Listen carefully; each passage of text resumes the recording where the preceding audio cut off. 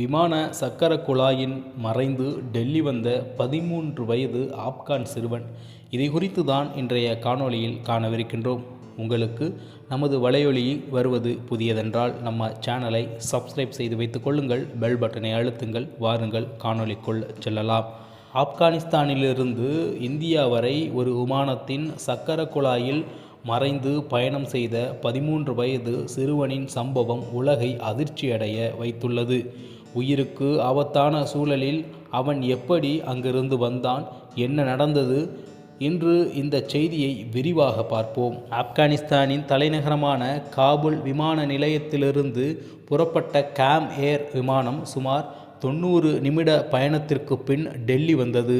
அந்த விமானம் புறப்படும் நேரத்தில் 13 வயது ஆப்கான் சிறுவன் சக்கர குழாயில், அதாவது லேண்டிங் கியர் பகுதியில் மறைந்து கொண்டிருந்தான். விமானம் டெல்லி வந்ததும் தரையிறங்கிய போது அங்கு பணிபுரிந்த விமான நிலையத்தின் ஊழியர்கள் அவனை கண்டுபிடித்தனர்.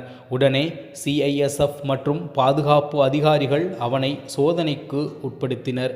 மருத்துவர்கள் பரிசோதித்ததில் அவன் உயிருக்கு ஆபத்தான நிலையில் இல்லாததால் அதே நாளில் அவனை ஆப்கானிஸ்தானுக்கு திருப்பி அனுப்பினார்கள் என்பது மிக முக்கிய செய்தியாக தற்பொழுது மாறியிருக்கின்றது. சரி, சக்கர குழாய் என்றால் என்ன என்பதை குறித்து பார்ப்போம். விமானம் சக்கர குழாய் அல்லது வீல் என்பது விமான சக்கரங்கள் பறக்கும்போது உள்ளே செல்லும் இடம். இந்த இடம் பயணிகளுக்கான இடம் அல்ல.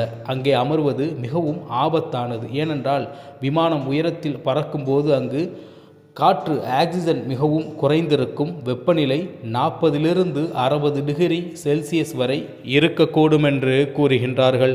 மேலும் சக்கரம் உள்ளே செல்வதற்கான இயந்திர இயக்கம் கூட உடலை நசுக்கக்கூடிய வாய்ப்புகள் அதிகம். மேலே நான் குறிப்பிட்ட காரணங்களால் அங்கே உயிருடன் வருவது என்பது மிக அரிதான ஒரு விடயமாக இருக்கின்றது.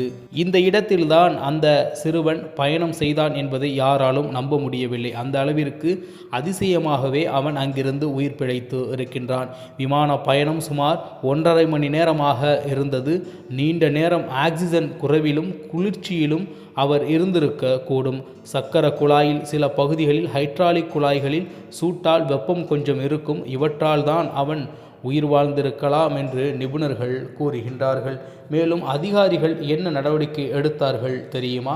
விமான நிலையத்தில் CISF அதிகாரிகள் உடனடியாக அந்த பையனை பாதுகாப்பில் எடுத்தனர். மருத்துவ பரிசோதனைக்கு பின் அவர் பெரும் பிரச்சனையின்றி இருப்பதை உறுதிப்படுத்தினார்கள். மேலும் இந்திய அரசாங்கம் சர்வதேச ஒப்பந்தங்களின் அடிப்படையில் அவரை உடனடியாக காபூல் திருப்பி அனுப்பியது. இந்த சம்பவம் பாதுகாப்பு நடவடிக்கைகள் எவ்வளவு முக்கியம் என்பதை மீண்டும் ஒருமுறை நினைவூட்டுகிறது. ஏன் இப்படிப்பட்ட ஆபத்தான முயற்சிகளில் இவர்கள் ஈடுபடுகிறார்கள் தெரியுமா? ஆப்கானிஸ்தானில் நீடித்து வரும் பொருளாதார சிரமமும், வேலைவாய்ப்பு குறைவு, பாதுகாப்பு பிரச்சனைகள் இவை அனைத்தும் மக்கள் தங்கள் நாட்டை விட்டு வெளியேற விரும்பும் நிலையை உருவாக்கியுள்ளது. பயணம் செய்ய சட்டப்படி வாய்ப்பு இல்லாதவர்கள் ஆபத்தான வழிகளை முயற்சித்து அதன் வழியாக பிற நாடுகளுக்கு சென்று விடலாம் என்று நினைக்கின்றார்கள். அந்த பட்டியலில்தான் இந்த சிறுவனும் வருகிறார் என்பது குறிப்பிடத்தக்கது. இதை குறித்து நிபுணர்கள் ஒரு எச்சரிக்கையை விடுத்திருக்கின்றார்கள்.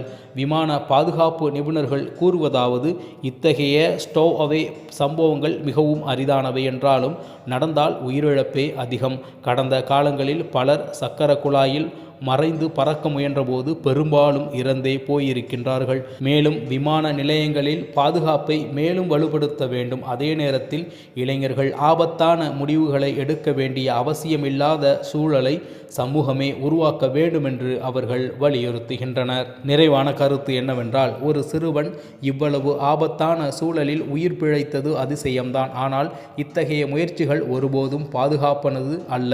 சட்டப்படி அனுமதி இல்லாமல் பயணம் செய்வது வாழ்க்கையே பறிபோகும் அபாயம் நிறைந்தது. இந்த சம்பவம் பாதுகாப்பு நடவடிக்கைகள் மட்டுமின்றி சமூகத்தில் நிலவும் பிரச்சனைகளையும் வெளிப்படுத்துகிறது. இது நமக்கு சொல்லும் செய்தி என்னவென்றால், பாதுகாப்பு சரியான வாய்ப்புகளும் தான் உயிர்களை காக்கும் உண்மையான தீர்வு என்பதை நமக்கு இந்த சம்பவம் வலியுறுத்துகின்றது. என்ன மக்களே, இன்றைய காணொளி உங்களுக்கு பிடித்திருந்தால் மறக்காமல் சப்ஸ்கிரைப் செய்யுங்கள், பெல் பட்டனை அழுத்துங்கள். இதுபோன்ற முக்கிய காணொளிகளுடன் உங்களை மீண்டும் சந்திக்கின்றேன். அதுவரை உங்களிடமிருந்து விடைபெறுவது உங்கள் தமிழா செய்திகள். நன்றி, வணக்கம்.